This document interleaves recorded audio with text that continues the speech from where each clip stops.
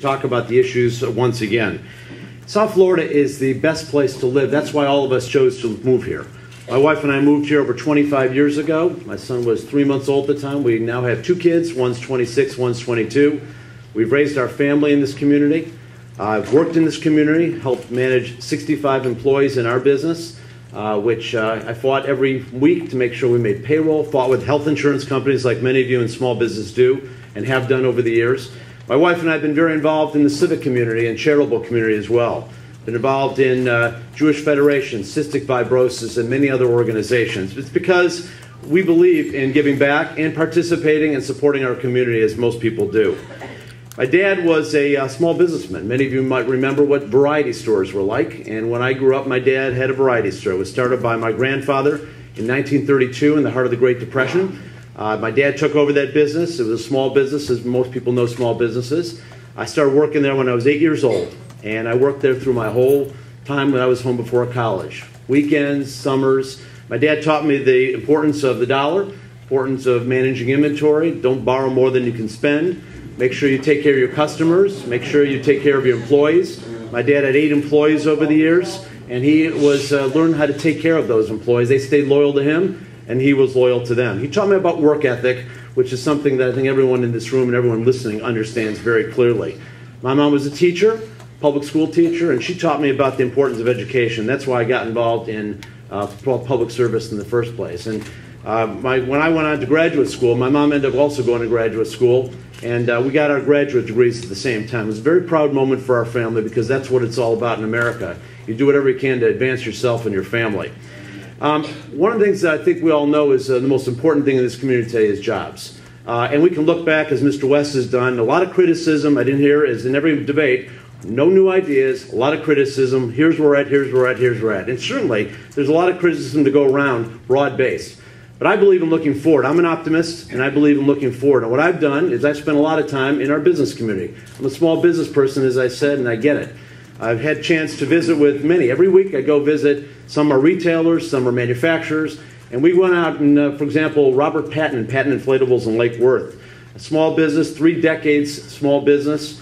And he's been out there for many, many years fighting the battles. But 75 employees, very impressed with what he's done, wants to do more. And I asked him, what can we do together? What can you do? What can we do to help each other create jobs? That's the bottom line. And he talked about tax cuts, and he talked about regulations, a lot of things that, these are the things that I've taken his ideas and others up to Washington to work on. I believe in working together, and that is exactly what I do. People who know me in this community know I worked on helping bring scripts together. I worked with Governor Bush. I was a Democratic leader. I took a lot of heat from a lot of Democrats. They thought it was corporate welfare, but it was the right thing to do to create jobs in this community. I'm working right now with Ileana Ross-Layton, Republican out of Miami, in cracking down on Medicare fraud cheats. I'm working on the homeowners insurance issue with every one of our members from the Florida delegation, including Mr. Shaw was supportive of it when he was in Congress. This is an important kind of idea to make sure that we bring down the cost of health insurance. So lastly, just endorsements. We've competed for endorsements through this process. I'm very proud. The Palm Beach Post, the Sun Sentinel, and the Miami Herald all said I worked together to get things done. The North Palm Chamber of Commerce unanimously endorsed me because they said I understand business issues in our economy. Teachers, police officers, and it goes on. I'm very proud of that. So I guess the bottom line is this. We have a choice this year, and we're going to talk about the issues today, but I believe in working together and getting things done, and that's how we solve our problems and build a stronger community. Thank you. Thank you.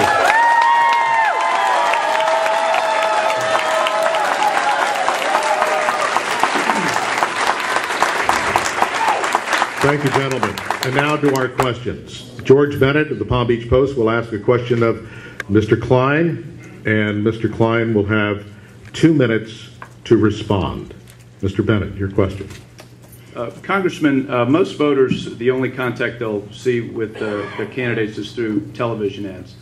You've been running ads for 8 weeks now that have been exclusively attacking your opponent and haven't mentioned your own record. Should voters assume from that you're afraid to talk about your record? And if you were to do a 30-second ad that talked about why voters should reelect you, what would you include in it? Well, again, the bottom line, what we're talking about today, what I've talked about all over the community, and it's been a lot of the media and discussions, is all about jobs, the homeowners insurance issue, working on energy policy, I think is the right policy, and there's a lot of things we can do in terms of a 10-year plan to get this country energy self-sufficient.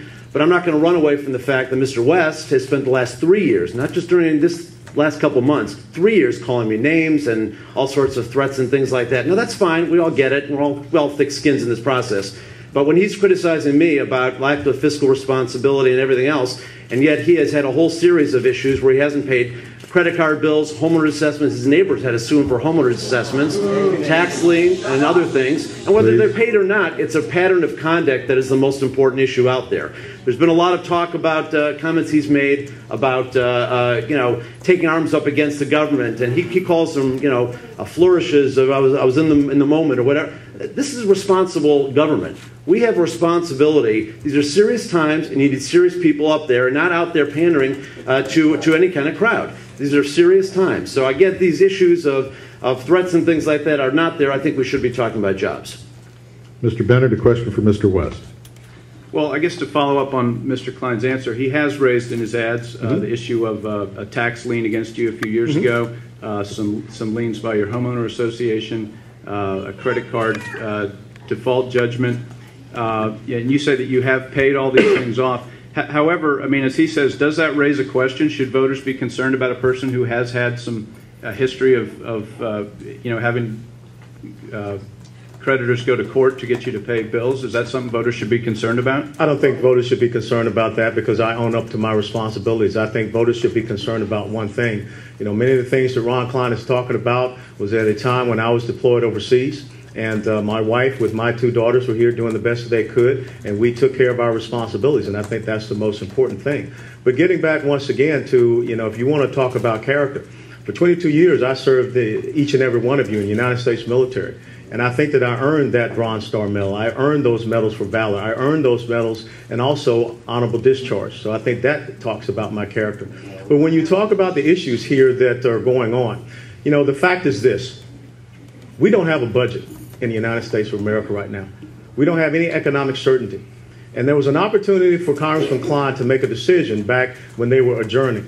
And he did not think it was important enough to talk about economic certainty. And especially, I believe that every person here that lives on Palm Beach Island makes over $200,000 and $250,000 a year. So what are you talking about as far as extending tax cuts?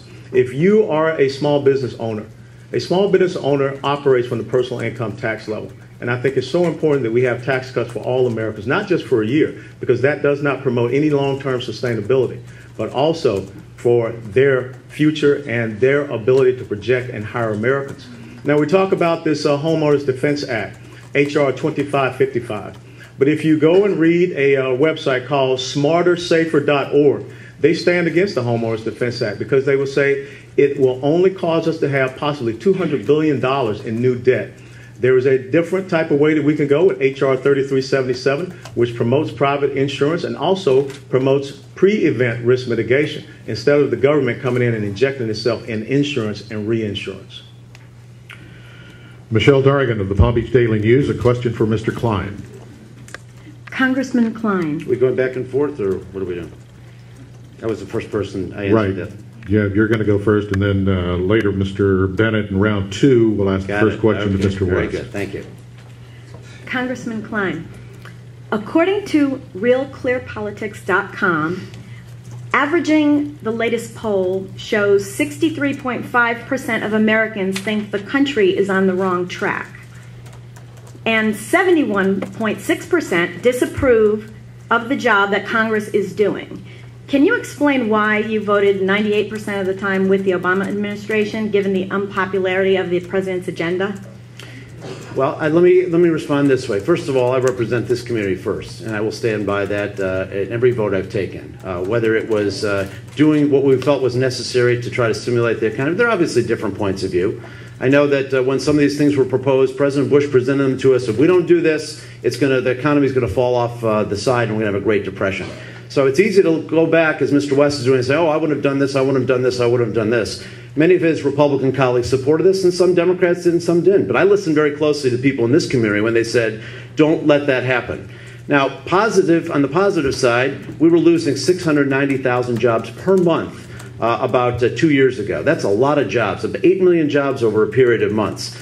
We are now in positive territory for the last 9 months consecutively. We're not losing jobs, we're gaining jobs, particularly in the private sector. Public sector, we don't want census. There's no